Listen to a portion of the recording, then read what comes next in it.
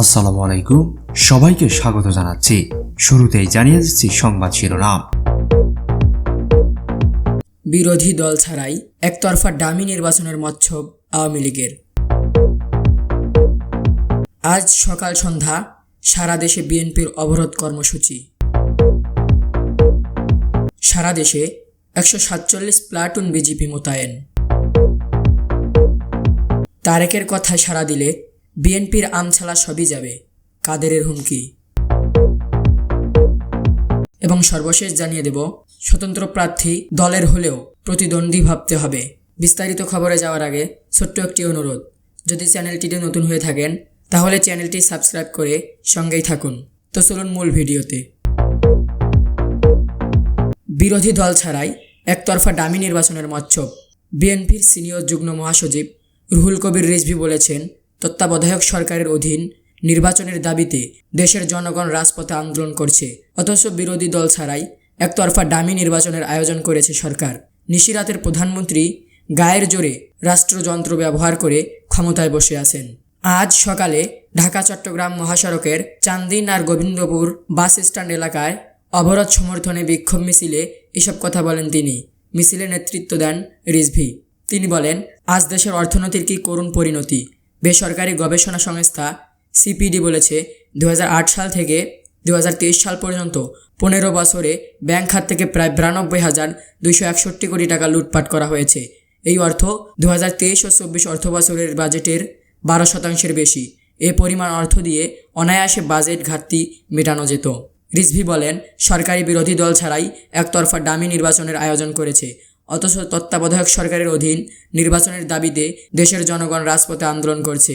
গণতান্ত্রিক বিশ্ব বাংলাদেশে একটি অবাধ, সুষ্ঠু ও নিরপেক্ষ নির্বাচনের তাগিদ দিয়ে যাচ্ছে, কিন্তু গায়ের জোরে রাষ্ট্রযন্ত্র ব্যবহারের মাধ্যমে ক্ষমতায় বসে থাকা নিশিরাতের প্রধানমন্ত্রী শেখ হাসিনার সেদিকে লক্ষ্য নেই।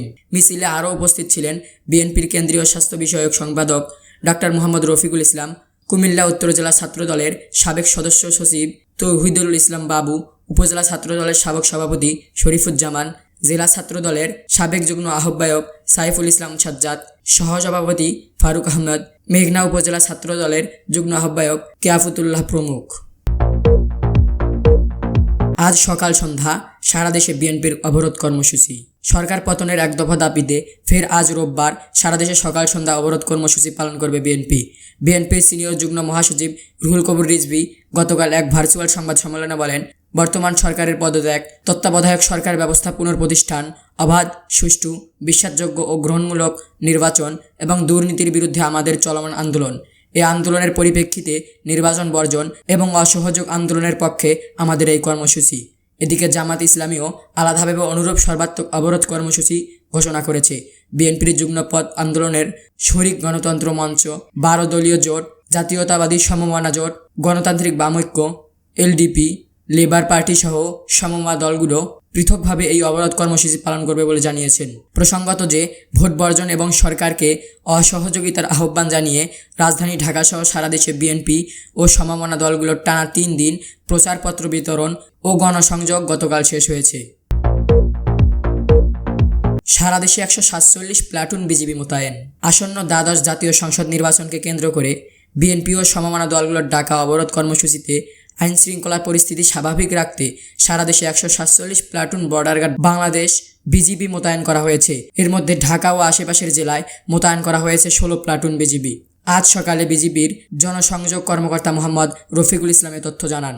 তিনি বলেন, আইন শৃঙ্খলা পরিস্থিতি নিয়ন্ত্রণে ঢাকা ও আশেপাশের জেলায় 16 প্লাটুন সহ সারা দেশে 147 প্লাটুন বিজিবি মোতায়েন করা হয়েছে।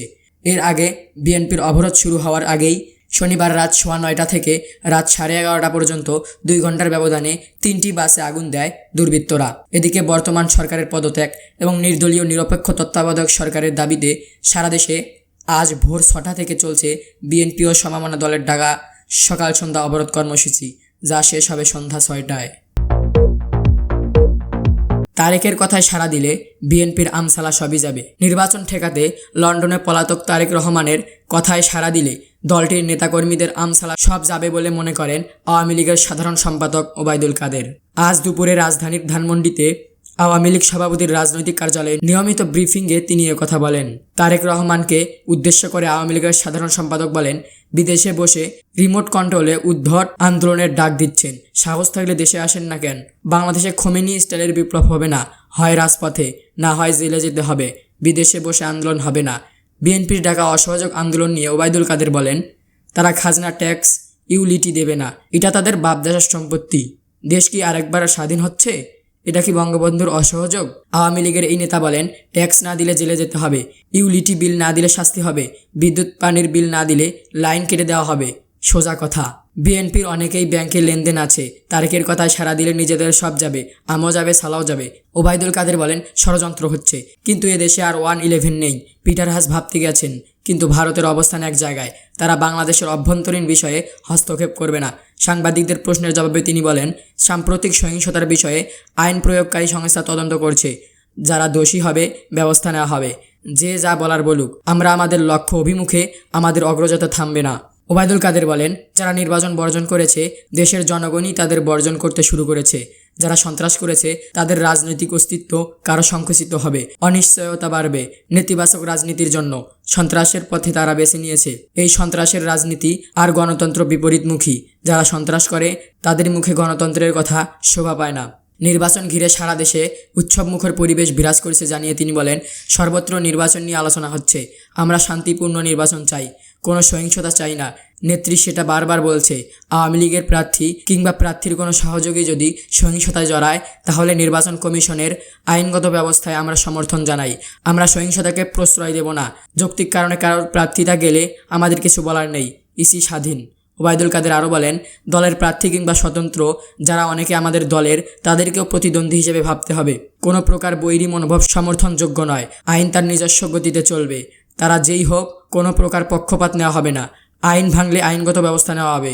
ইসির আইনগত পদক্ষেপকে আমরা সমর্থন করি। তিনি আরও বলেন, সারা দুনিয়ার মতো আমাদের এখানেও ভোটারের স্ট্যান্ডার্ড উপস্থিত হবে। অন্যান্য গণতান্ত্রিক দেশের সঙ্গে তুলনা করলে হতাশ হবেন না, ভালো উপস্থিতি হবে। এবং সর্বশেষ জানিয়ে দিচ্ছি, স্বতন্ত্র প্রার্থী দলের হলেও প্রতিদ্বন্দ্বী ভাবতে হবে। আওয়ামী লীগ সাধারণ সম্পাদক ওবায়দুল কাদের বলেছেন, নির্বাচনকে ঘিরে দেশে উৎসবমুখর পরিবেশ বিরাজ করছে। নির্বাচনে অংশ নেওয়া স্বতন্ত্র প্রার্থীরা আমাদের দলের হলেও তাদেরকে প্রতিদ্বন্দ্বী ভাবতে হবে। আজ দুপুরে আওয়ামী লীগ সভাপতির ধানমন্ডির রাজনৈতিক কার্যালয়ে এক সংবাদ সম্মেলনে তিনি কথা বলেন। ওবায়দুল কাদের বলেন, নির্বাচনকে ঘিরে সর্বত্রই এখন মানুষের মধ্যে আলোচনা হচ্ছে। এখন অন্য কোনো আলোচনা নেই। আমরা নির্বাচন শান্তিপূর্ণ চাই, নির্বাচনকে নিয়ে কোনো সহিংসতা চাই না। প্রধানমন্ত্রী শেখ হাসিনা ভায়োলেন্স ফ্রি শান্তিপূর্ণ নির্বাচন চান। তিনি বলেন, আওয়ামী লীগের প্রার্থী বা কোনো প্রার্থী যদি সহিংসতায় জড়ায়, তাহলে নির্বাচন কমিশন যে আইনগত ব্যবস্থা নেবে আমরা সেটিকেই সমর্থন করব। নির্বাচনকালীন কোনো সহিংস কর্মকাণ্ড সমর্থন দেব না, প্রশ্রয়ও দেব না। কাদের বলেন, যারা আমাদের দলের প্রার্থী আছেন এবং যারা স্বতন্ত্র প্রার্থী হয়েছেন, তারাও কিন্তু আমাদের দলেরই নেতাকর্মী। সুতরাং এর মধ্যে কোনো প্রকার পক্ষপাত বা কোনো বৈরী পরিবেশ তৈরি করা যাবে না। নির্বাচনে কোনো পক্ষপাতমূলক প্রতিক্রিয়া আমরা চাই না, যা সমর্থনযোগ্য নয়। প্রিয় দর্শক, এখনকার মতো এই পর্যন্তই। যদি ভিডিওটি ভালো লাগে তাহলে একটি লাইক দিয়ে সঙ্গেই থাকুন। ধন্যবাদ।